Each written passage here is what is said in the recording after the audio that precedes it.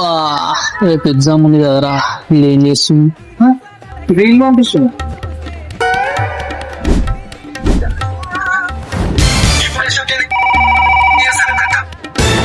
Hello. Hello. ఏం చేస్తున్నావురా? ఏం చేస్తలేను రా, రీల్ చూస్తున్నా. మరి రేపు ఎగ్జామ్ చదువుతలేవా? ఏ లైట్ రా, పిచ్చ లైట్. నిజం చెప్తా. ఏ లైట్ రా, ఏం చేస్తాం. సరే.